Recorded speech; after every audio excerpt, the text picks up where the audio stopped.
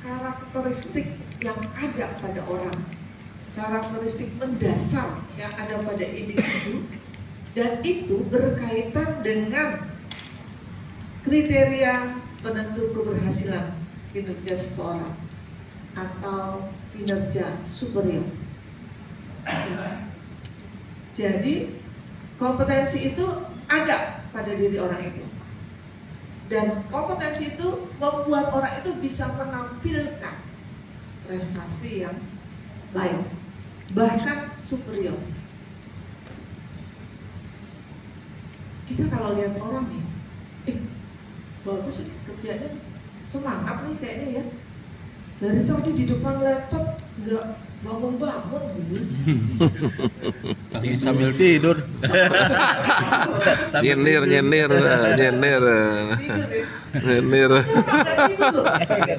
Karena matanya terbuka. Oh, matanya terbuka. Aja kacamata itu. Begitu kita deketin, mungkin buka YouTube. WA. ya. Atau gini, ada 2 orang karyawan, pulang kerjanya selalu di atas jam 4, jam kantornya sampai jam 4. Dia pulang kerjanya hampir sekitar setengah 6. Ini 2 orang. Sepintas mungkin kita akan bilang, wah Rajin. ini karyawannya rajin nih. Begitu ditanya, menghindari dari rumah. yang satu jawabnya, kok kamu pulangnya malam terus ya? Sampai setengah 6. Kenapa ya? Takut. Yang satu bilang, oh iya, saya tuh punya prinsip, saya tidak akan pulang sebelum pekerjaan selesai. Pekerjaan hari ini harus selesai hari ini. Yang kedua ditanya, kamu kenapa pulangnya sampai malam terus? Oh iya, soalnya teman saya yang kerjanya di kantor seberang itu pulangnya baru bisa sekitar jam segitu. Jadi saya harus bareng sama dia. Numpang. Saya numpang. Nebeng. Gitu ya. Nebeng ke Amerika. Nebeng ke Kalau Amerika. sepintas kita lihat, ini orang awalnya tidak pernah rajin. Tetapi begitu kita tahu apa yang ada di dalam orang itu, kita baru bisa bilang, oh yang rajin itu yang ini, yang ini bukan rajin. Ya. Yang bapak dan ibu ukur yang di atas, skill dan knowledge. Kalau yang bawahnya bagian kami atau bagian PKM, ya, itu yang biasanya kalau bapak ibu tahu, kompetensi manajerial dan kompetensi sosial kultural, ya, itu di bawah. Nah, kalau yang bapak dan ibu ukur sekarang itu yang di atas, skill dan knowledge. Skill dan knowledge si peserta sebagai seorang pengelola pengadaan barang jasa pemerintah. Ya, itu yang kita tahu.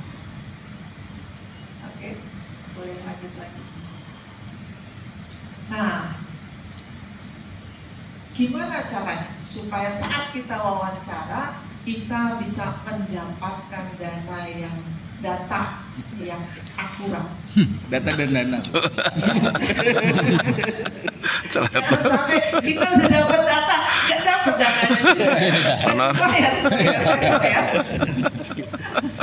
Di tempat lain itu Pak. Yang dicatat adalah yang ada kaitannya dengan kompetensi yang mau kita ukur.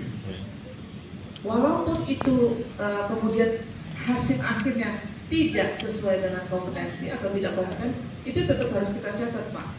Kenapa? Harus ada bukti yang menyatakan bahwa dia tidak kompeten. Nah, buktinya apa? Buktinya adalah catatan kita. Ketika kita tanya indikator ini, dia jawabannya ini loh. Makanya saya bilang tidak kompeten. Atau dia jawabannya seperti ini, sehingga saya bilang kompeten. Gitu. Oke. Berarti yang kita catat adalah hal-hal substansi dari kompetensi tersebut, baik itu yang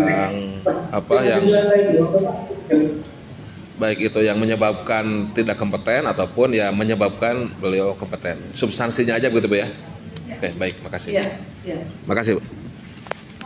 Mungkin dia memang khusus untuk mendukung kegiatan pengadaan barang jasa, tapi mungkin ruang lingkup kegiatannya tidak masuk dalam jabatan fungsional pengadaan barang jasa. Sehingga ini jabatan lahirlah konsep dan kebijakan terkait jabatan pengelola layanan pengadaan barang jasa ini. Ketentuan tentang jabatan pengelola pengadaan barang jasa ini masih diatur di peraturan Menpan, Bapak Ibu. Jadi peraturan LKPP sendiri belum. Nah, itu rencananya akan dimasukkan dalam peraturan LKPP untuk mengukuhkan adanya jabatan itu.